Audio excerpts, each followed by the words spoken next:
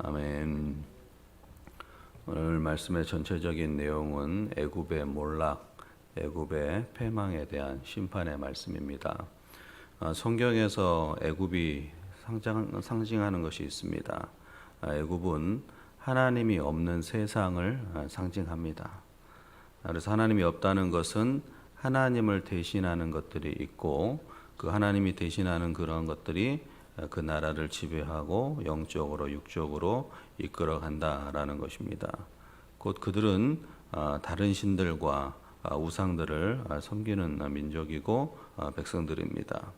그래서 애굽에는 이방 신들과 그리고 여러 우상들이 존재했습니다. 특별히 번영을 상징하고 풍요를 상징하는 그런 우상과 신들이 많았는데, 바로도 그 나라의 통치자였던 바로도 신과 같은 존재로 여겼고, 또 그들이 어떤 풍요와 풍성과 어떤 추수의 어떤 근간이 되는 나일강도 단순히 그냥 흐르는 강이 아니라 어떤 신과 같은 존재처럼 여겼던 것이 이 애굽이라는 나라입니다.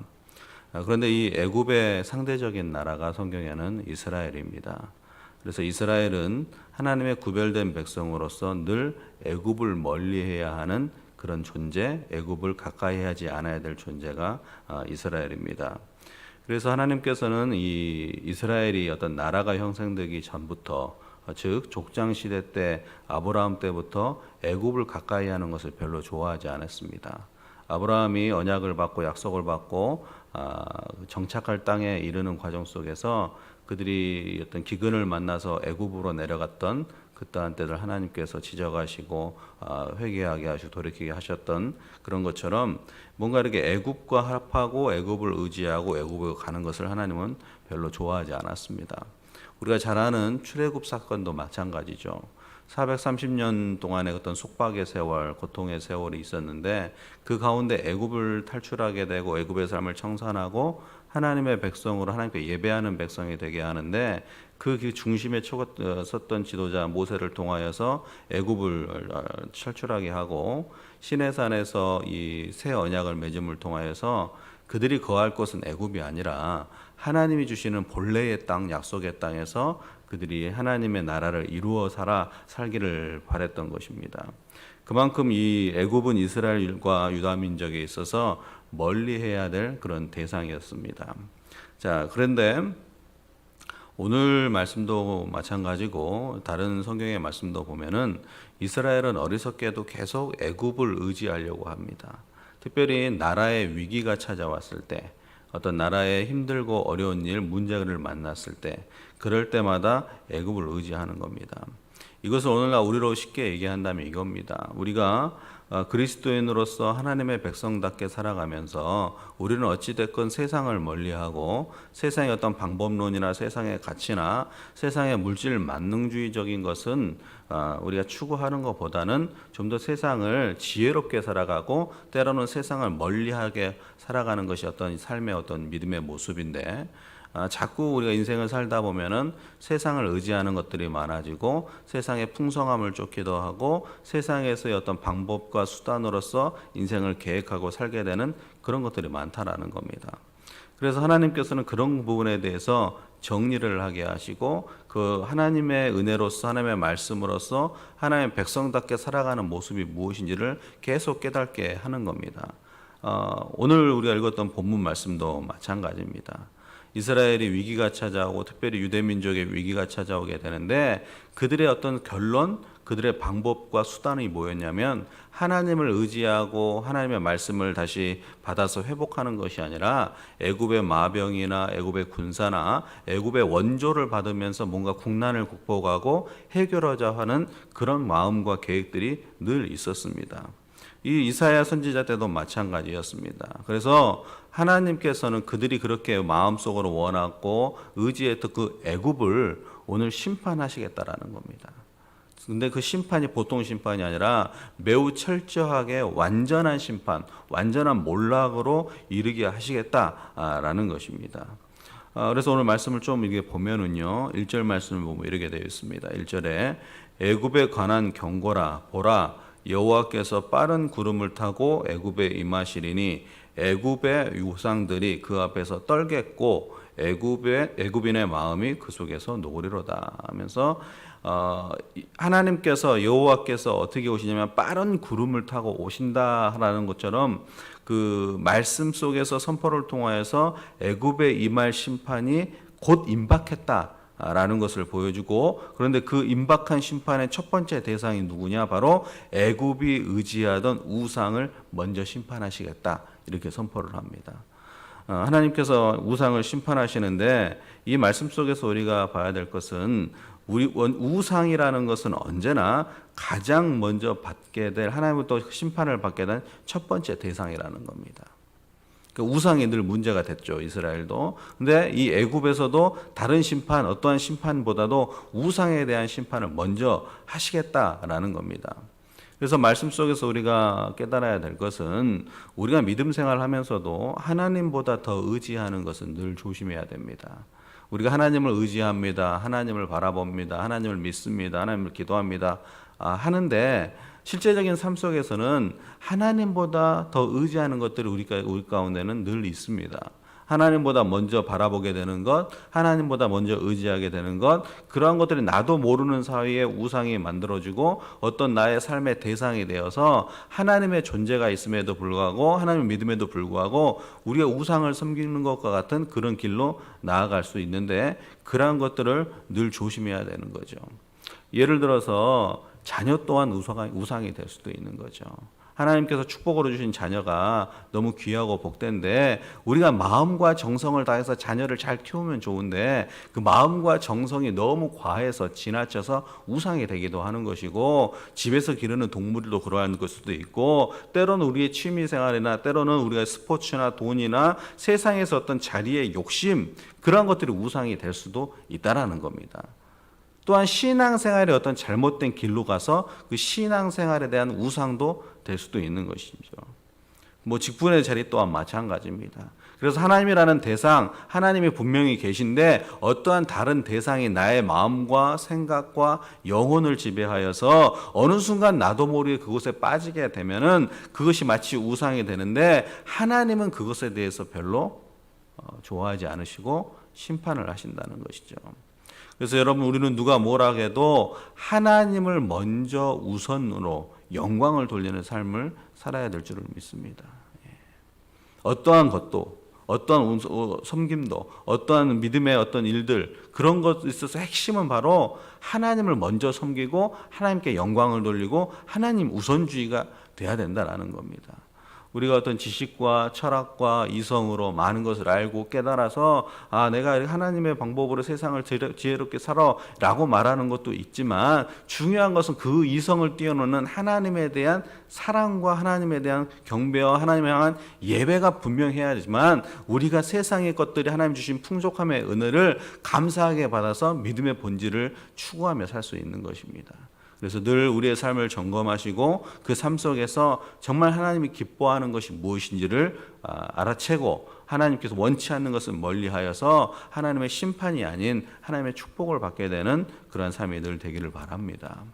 좀 더 말씀을 보면은요, 2절에서 하나님은 이제 심판을 좀 더 구체화시킵니다. 우상에 대한 심판을 한 다음에 이 심판이 이제 어떠한 모습으로 일어나는지를 보여주는데, 2절에 보면 이렇습니다. 내가 애굽인을 격동하여 애굽인을 치리니 그들이 각기 형제를 치며 각기 이웃을 칠 것이요 성읍이 성읍을 치며 나라가 나라를 칠 것이며 그랬습니다. 우상에 대한 심판이 있는 다음엔 어떠한 심판의 형태로 나타나게 되면은 네 분이 일어나는 겁니다. 네 분이. 애굽인이 격동하여 애굽인을 친다. 애굽 사람이 애굽 사람을 친다는 거예요. 분열을 하게 된다는 것이죠. 각기 형제를 치며 각기 이웃을 칠 것이다. 내 이웃과 형제를 서로 싸우고 분쟁하고 다툼이 일어난다는 거죠. 하나님의 심판의 칼이 애굽인과 애굽인을 격동하여서 서로 죽이고 서로 갈등하고 서로 싸우는 일들이 일어나게 된다는 것이죠. 즉 내분이 일어나는 거죠. 지금도 전 세계를 보면은 내전이 일어나는 곳이 많죠. 전쟁 중에 가장 뼈아픈 전쟁이 내전입니다. 내전. 우리나라도 사실은 전쟁은 안 하고 있을 뿐이지 내적인 어떤 싸움을 늘 하고 있잖아요. 이게 뼈아픈 현실이잖아요. 이것은 회복 불능을 말하는 것을 보여줍니다. 어떤 외부적인 적이 있었을 때는 내부적으로 결속이 되잖아요. 우리 예를 들어서 교회라는 곳을 봤을 때 교회에 어떤 핍박이나 환난과 어려움이 왔을 때는 우리가 더 결속하고 믿음의 형제들이 함께 이겨냅시다. 극복합시다. 우리 어려움을 함께 기도로서 이겨냅시다 하는데 내부적인 문제가 생겼을 때는 회복이 참 쉽지가 않거든요. 이 전쟁과도 마찬가지죠. 이하게 돼서 그 나라, 그 강력했던 나라 또한 무너져 내린다라는 것이죠. 그래서 우리는 이 말씀 속에서 우리가 패망의 징조, 몰락의 징조는 분열이라는 것을 분명히 알아야 됩니다. 분열을 조심해야 되죠. 한 가족일지라도요, 한 형제랄지라요, 한 일가친척, 한 피를 나눈 그런 가족과 같은 운명 공동체일지라도요, 그 안에 분열이 있고 갈등의 골이 짚어지면 쉽지가 않습니다. 참 관계가 좋았는데, 사이가 좋았는데 돈 하나, 물질 하나로 딱 마음이 틀어서면은 그걸로 인해서 그 피를 나는 형제도 하나 되기가 어려운 것이 이 내적인 분열이거든요. 그리고 시간도 오래 걸립니다. 이거 합하는 것이 쉽지도 않죠. 우리는 이 시점에서 교회를 봐야 됩니다. 교회라는 곳 하나님께서 온전하게 지켜주셔야 복된 교회가 되는 겁니다. 어떤 사람이 어떤 방법, 사람의 수단, 사람의 어떤 지혜, 사람의 지식으로 교회가 된다? 절대 아닌 겁니다. 교회는 하나님의 은혜로 지킴을 받아야 되는데 뭔가 부족하고 어색하고 달라도 하나님의 은혜가 있고 하나님께 집중이 되면 그 교회는 살아나는데 사람의 생각과 지식과 판단이 점점 많아지면서 교회 안에서의 어떤 분열과 갈등과 반목이 일어나면 회복이 불능입니다. 근데 하나님께서는 이 애굽이라는 나라를 그러한 상황으로 몰아내서 그들 스스로가 무너져 내리게 하겠다라는 것입니다. 그래서 우리는 믿음 생활을 하면서 늘 조심해야 되는 것이 분열과 갈등을 늘 조심해야 됩니다. 그래서 말도 교회에 와서는 굉장히 조심해야 되는 거죠. 뭐 조심한다 그래서 너무 긴장을 하며 살라는 것이 아니라 우리는 조심을 하고 경계하는 것을 넘어서 더 하나님께서 기뻐하고 원하는 것에 집중을 해야 된다라는 겁니다. 하나님이 가장 원하는 것이 뭐냐? 사랑입니다. 사랑. 사랑에 집중하고 하나님을 더 사랑하고 이웃을 사랑한 것에 집중했을 때 분열의 조짐이 없는 것이고 패망의 조짐이 없는 것이고 하나님이 기뻐하시는 영광된 그 자리에 이르게 되고 좋은 교회가 되고 온전한 교회가 되는 것입니다. 그래서 교회는 어찌 되었건 예배 중심이 되어야 되고 사랑 중심이 되어야 되는 겁니다. 어떠한 사역과 일과 어떤 섬김과 봉사와 선교와 그 모든 것이 있지만 그 중심의 핵심은 바로 하나님이 계셔야 되고 그 하나님의 사랑이 우리에게 흘러오고 그 사랑이 단순히 나 안에서 그냥 끝나는 것이 아니라 내 옆에 있는 어느 누군가에게 흘러가는 그런 믿음의 공동체가 됐을 때 좋은 교회가 되고 온전히 유지가 되는 것이죠. 그래서 우리는 늘 경계를 해야 됩니다. 늘 조심하고 깨어있고 하나님 앞에서 내 스스로가 먼저 하나님께 영광됨의 자리에 이르기 위하여서 기도하고 나아가면서 우리 모두가 하나님의 교회를 아름답게 이루어가기를 기도하고 꿈꾸는 그런 믿음의 성도가 되어야 될 줄을 믿습니다. 그러면서 이제 말씀에 계속 이제 그 심판의 범위가 구체적으로 나타나잖아요. 그래서 이 나일강에 대한 심판도 선포를 하시고 그들이 정말 풍요와 번성의 상징이었고 심판을 말씀하시는데 오늘 8절부터 9절까지를 보면은 그 심판의 대상이 어디까지 이른지를 보여줍니다. 8절을 보면 어부들은 탄식하며 나일강에 낚시를 던질 때마다 슬퍼하며 물 위에 그물을 치는 자는 피곤할 것이며 9절에 세마포를 만드는 자와 배짜는 자들이 수치를 당할 것이며 10절 그의 기둥이 부서지고 품꾼들이 다 마음에 근심하리라. 여기 보면은 이 하나님의 심판을 통해 이 나라가 몰락하게 되고 그 고통이 어디까지 이르게 되면 8절에는 어부, 9절에는 세마포를 만드는 자, 배짜는 자, 그리고 10절에는 품꾼들 이렇게 하면서 이들이 대부분이 이 심판의 대상을 심판이 또 고통이 어디까지 가면 대부분의 그 나라를 이루고 있는 평민들, 보통의 사람들까지 다 이룬다라는 거죠. 그래서 하나님은 우상에 대한 심판을 하시고 내분이 일어나게 하시고 그 나라가 정말 추구하고 원하던 정말 소중히 여겼던 나일강의 심판에 이르게 되고 지도자의 심판에 이르게 된 다음에 그 심판의 그 고통이 그들의 나라의 어떤 근간이 되는 뿌리와 같은 평민들에게도 이루게 된다라는 것입니다. 그래서 우리는 이 말씀을 보면서 이 심판이라는 것을 통하여서 하나님이 일깨워주는 그 부분을 우리가 깨달아야 되죠. 애굽을 이렇게 심판하시겠다라는 것은 의지할 대상이 절대 애굽이 아니라는 겁니다. 그런데 그 가운데 그 모든 평민들이 이 심판의 그 상황에 놓이게 되고 이 심판을 통하여서 세상에 점치는 자와 더불어서 그 후손들과 그 자손들과 그 후대까지도 그 심판의 끝이 계속 임하게 된다라는 말씀으로 8절, 9절, 10절이 오는데 이 말씀 속에서 우리의 사명이 무엇인지를 우리는 알아야 됩니다. 그 사명은 뭐냐면 내가 먼저 믿음 안에서 서는 사람이 돼야 됩니다. 내가 먼저. 이 심판이 임하고 하나님의 어떤 그 두려움의 역사가 나타나는데 그 가운데 어느 누군가는 기도하는 자가 돼야 된다는 거죠. 모든 곳에 심판이 임하는데 누구를 탓할 것이 아니라 그 순간에 내가 기도하는 자, 내가 먼저 믿음으로 서는 자가 돼야지만 그 일을 회복할 수 있다라는 거죠. 비판하고 문제를 삼고 더 몰락의 길로 가는 것에 대해서 손가락질하고 그럴 것이 아니라 내가 먼저 기도해야 된다라는 것이죠. 그래야지만 모든 것을 회복시킬 수 있는 하나님의 은혜로 나를 통하여서 그 역사가 나타나게 되는 것입니다. 만사의 이치를 다 통달하는 것보다 중요한 것은 하나님의 뜻을 알아차리는 게 중요하죠. 선지자들의 이 선포의 말을 통하여서 특별히 하나님께서 계시를 통하여서 주시는 심판의 말씀들은 알아차리는 은혜가 있었을 때 회복이 일어나게 됩니다. 그러나 이스라엘은 하나님의 백성들임에도 불구하고 하나님의 그 가르침을 깨닫지 못하죠. 그러면서 자꾸 세상을 의지합니다. 우리의 신앙생활을 하면서 늘 하나님의 뜻의 조명을 받게 되는 은혜가 있게 되기를 바랍니다. 하나님의 뜻을 알게 되고 하나님 무엇을 원하는지 알게 되어서 내가 정말로 위기의 순간, 어려움의 순간은 무엇을 해야 될지를 알고 기도하고 어떤 애굽의 어떤 그런 삶을 의지하고 바라보는 것처럼 세상을 의지하고 바라보고 붙잡는 것보다 하나님의 먼저 가치를 두고 하나님의 어떤 삶을 은총을 더 구하고 하나님으로부터 도움을 받고 그것을 통하여서 다시 회복이 되는 하나님이 원하시는 본래의 모습으로 찾아가는 우리들의 모습 되기를 바랍니다.